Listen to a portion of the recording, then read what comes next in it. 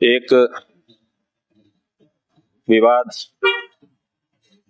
आरंभ हुआ है उज्जैनी में।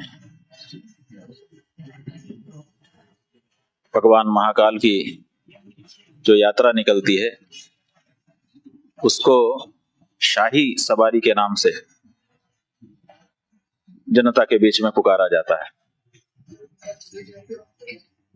और अब कुछ लोग ये कह रहे हैं कि इसमें शाही शब्द जो है वो ठीक नहीं है। ये उस अंतराल को का स्मरण हमको कराता है जब हम गुलाम थे। ये उर्दू या फारसी का शब्द होना चाहिए, ऐसा सोच करके इसको सनातन धर्मी हिंदुओं से जुड़ा हुआ शब्द न मानने के कारण ऐसी बात उठाई जा रही है और कहा जा रहा है कि इसको शाही सवारी न कह करके कोई और सवारी कहना चाहिए। तो ये बिल्कुल अच्छा वक्तव्य है। कोई शास्त्री जी हैं जिन्होंने प्रवचन करते हुए इस बारे में बात कही, उसके बाद से जो कालिदास अकादमी के विद्वान हैं उन्होंने भी इस बारे में कुछ कहा है और बाद में फिर और भी लोग इसमें कहने लग गए हैं। हमारे पास भी सूचना आई है कि आप भी अपने विचार इस बारे में सार्वजनिक करिए। तो हमने विचार किया कि ये क्या बात है, आखिर हमारे मंदिर में उर्दू भाषा कैसे प्रवेश कर गई, फारसी कैसे प्रवेश कर गई, प्रवेश कर भी गई कि नहीं कर गई, इस पर विचार। तो हमने देखा कि ये अगर इसमें से शाही शब्द निकाल भी देते हैं और सवारी रखते हैं तो सवारी भी तो उसी भाषा का शब्द है।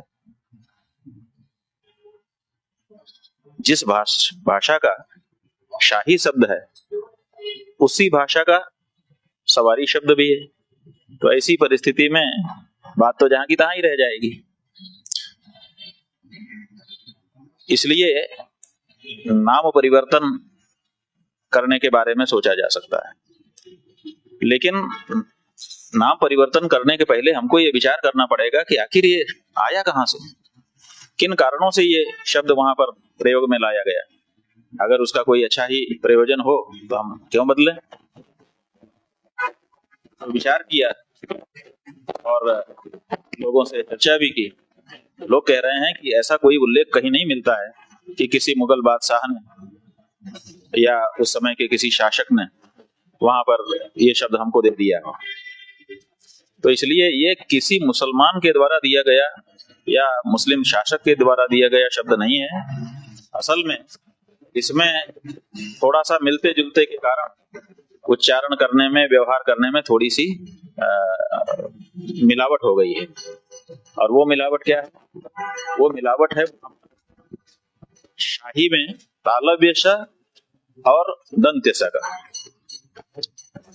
असल में जो पुराना हमारा शब्द है जो हमने भगवान की यात्रा के साथ जोड़ा था वो है ताल दंत्य स, जिसका मतलब होता है सहित।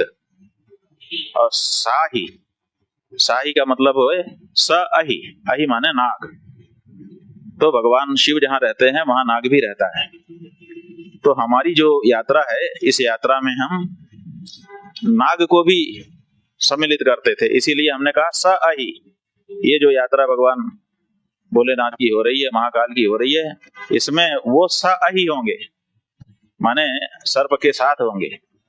और इतना ही नहीं, सवारी, वारी के साथ भी होंगे। वारी क्या है? भगवान शिव के माथे से गंगा जल निकलता है, तो माने इसमें गंगा जी भी सम्मिलित हैं और इसमें शेष नाग भी सम्मिलित है।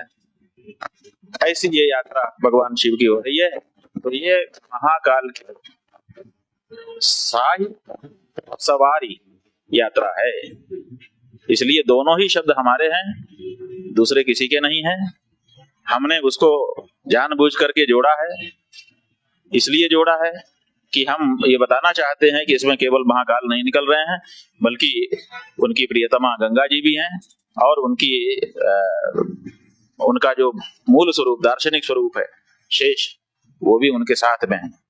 तो ऐसी परिस्थिति में सवारी और सही, साही सवारी, महाकाल की ये यात्रा परंपरा है अब इसमें शाही को शाही कह दिया और सवारी को सवारी कह दिया, इसलिए बदलने की जरूरत नहीं है। हमारा तो यही सुझाव है कि इसको फिर से सुधार करके इसके मूल स्वरूप में इसका प्रयोग करना शुरू कर देना चाहिए।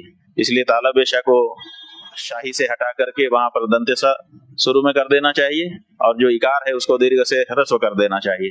और इसी तरह से सवारी में जो व में ई है बड़ी, उसको छोटा कर दिया जाए तो शाही सवारी हो जाता है। तो शाही सवारी हमारे महाकाल की यात्रा निकलती रहे, इसमें कोई समस्या नहीं। नारायण।